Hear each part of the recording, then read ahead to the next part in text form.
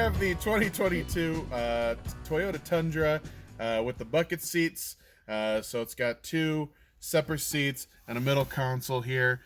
We don't make a lid for this currently. Not that there would be too much to hold on to, and it would only really just cover these, but we just don't make that one. So we're going to start here with the headrest. So I'm going to pull the seat forward a little bit, recline it forward. And we've got the headrest covers here. It doesn't matter which one you put on, both the driver and passengers are the same in this case. The extending Velcro is right here on the front. We're going to pull it over and then just do a little bit of a saw motion there. And it will pop right over.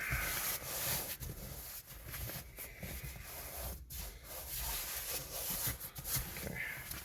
So then we've got the little push button here on the side. So we're going to push that in, pull it out. And on the back here, we can see we have some loop Velcro and some hook that's extending off. I'm just going to take that, fold it over underneath, pull it nice and tight.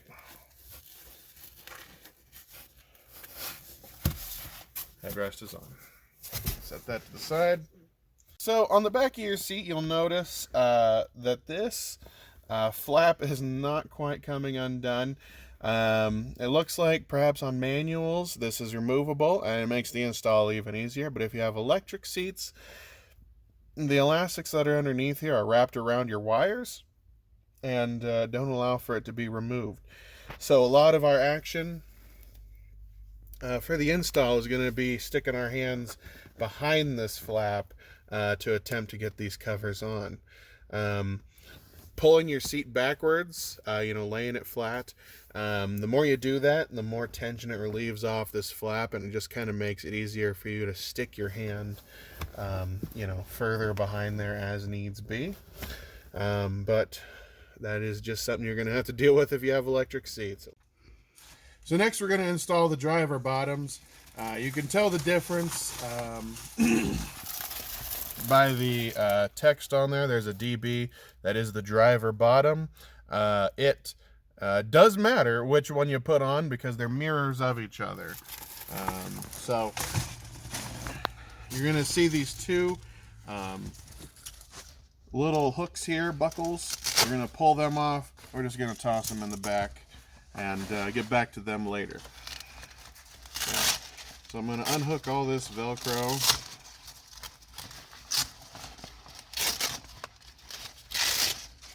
Okay. Now,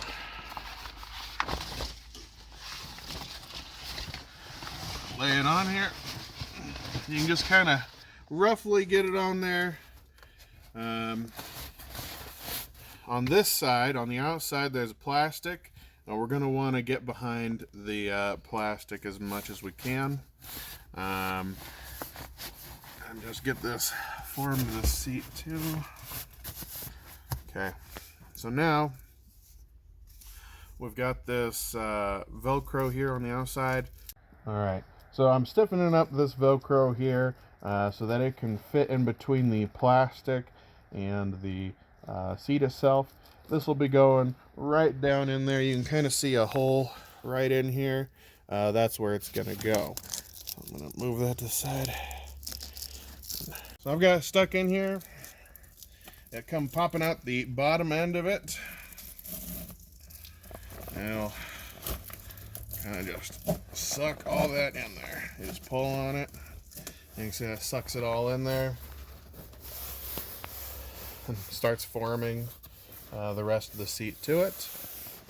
And then over here, we can see we've got a similar Velcro.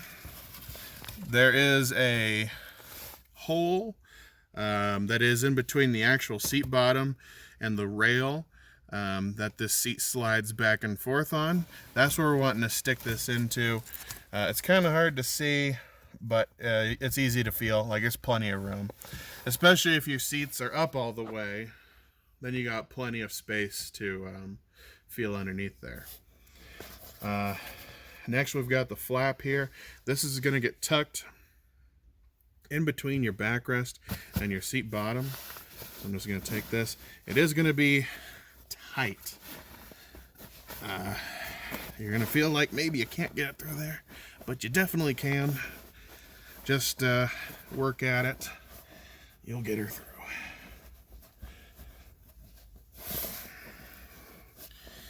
Okay, we're just going to... Once you start getting it pushed through, you might be able to reach underneath here and start grabbing chunks of it to try and help pull it through. So, if you're having trouble, pulling the material back, you might want to maybe get your arm back there and then move your backrest up. It loosens up this back here, so there's a little less of a pinch point. It's still going to be pretty tough, but it might not be as tough for you. So now we've got the long Velcros on the front of this. Again, we're going to fold these in half and make them as sturdy as possible. It's going to make feeding them easier. And now it's going to go underneath the seat. So we're taking the Velcro and we're routing it underneath the seat. The one thing you're going to be wanting to pay attention to is the wires. So if you see all these ones that are kind of dangling around, we don't want to go underneath any of that stuff because it can pull on it. So if it's anchored to the seat, we're good. And we can go just underneath it, and that's fine.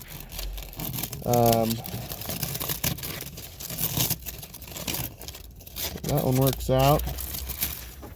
So the one on this side, we can see there's some more wires that are just kind of down. We want to go above those. That's what we're going to do. The one that's above this one right now in the back there is anchored to the seat, so we don't really need to worry about it.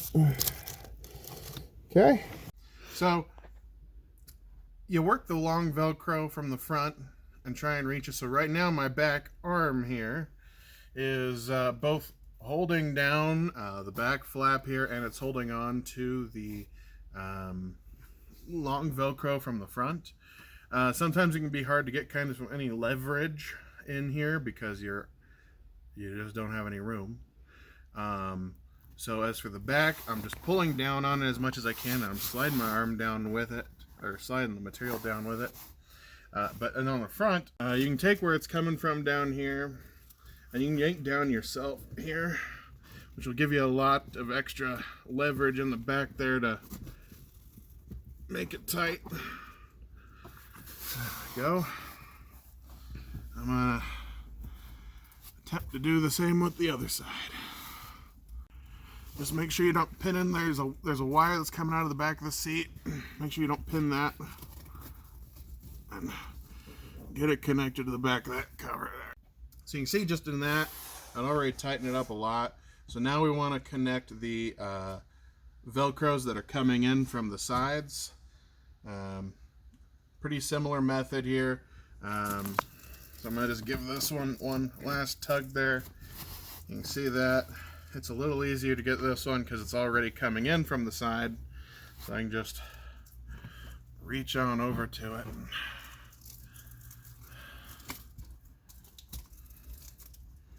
pull it on. And you'll still connect it to the back flap here. Great. The other one we'll also need to grab.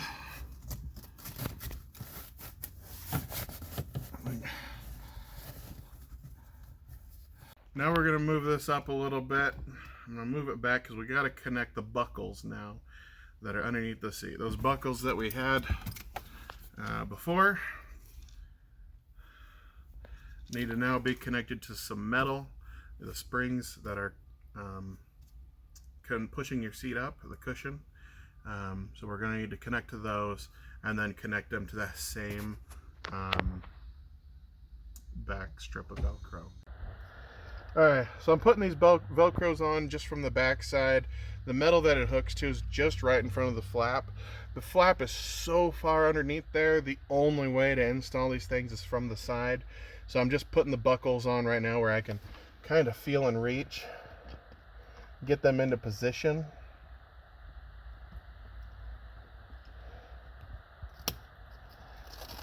Okay, now I can go back in from the side and I can hook them up. Alrighty, so we're going to install the top next. You'll see these Velcros coming off of the inside. They're connected to some loop Velcro. They'll just toss those in the back, similar to the bottom seat.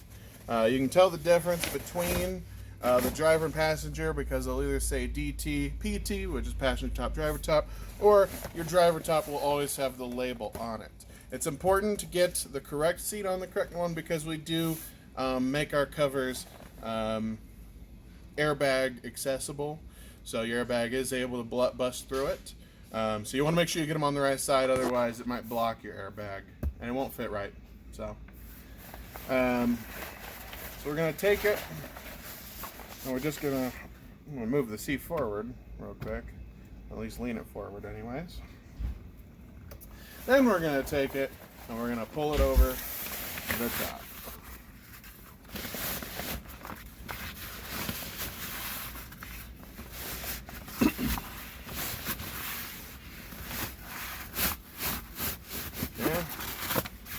Now we can see the top here, the buttons for the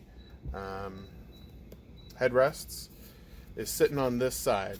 Now it's important when you're pushing this through to start on the push button side. If you start on this side, it puts all the pressure on this side and you have the potential of breaking your button. We don't want to do that. So we're going to start on this side and then move it over to that side. This one doesn't have a button, so it doesn't really matter what side we start on. And so that should go right underneath there, just like that. So now, we're gonna get this smoothed out, sitting on there. We're gonna take the front of this, and we're gonna tuck it again back in between the bottom and the backrest. So I'm just gonna do that.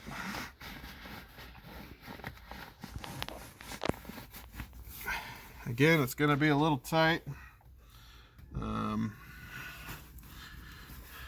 but just lean your seat forward a little bit and you'll help you out there. Okay, now I'm gonna reach my arm back in between the flap and the seat like before, and I can feel what I've stuck through.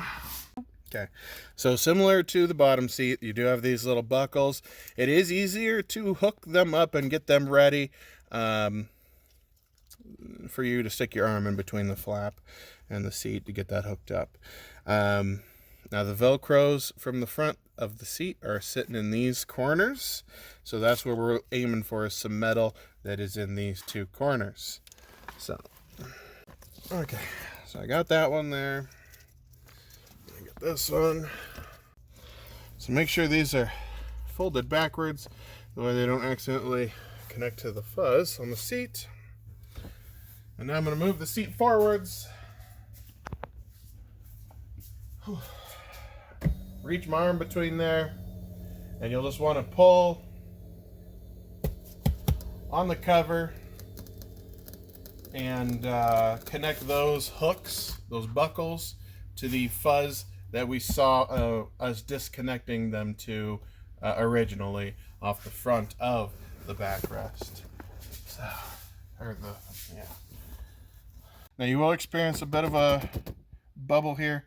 The reasoning for that is you've got these hard bolsters on the sides. The reason the manufacturer is able to get the original fabric in there is because they either staple or glue it to the frame. We are not going to do that. That would damage your seat. So you're going to see this initially, but after you sit in it for, a week or so, it'll start to actually form to the seat and it'll be good to go. So you don't need to be alarmed when you see that. Last thing we need to do is connect this back flap here. So pull down best we can. We do have Velcro on the side here. I'll connect to the side there, and this will connect to the rest underneath there. So we're gonna go boom, connect, and then connect. Last thing we need to do is just hook the headrest back up. If you can't fit it back in there, just remember that you do want to lean your seat back a little bit, and you can get it to pop right back on. Okay, and that's it. So the install for the passenger is going to be the exact same way.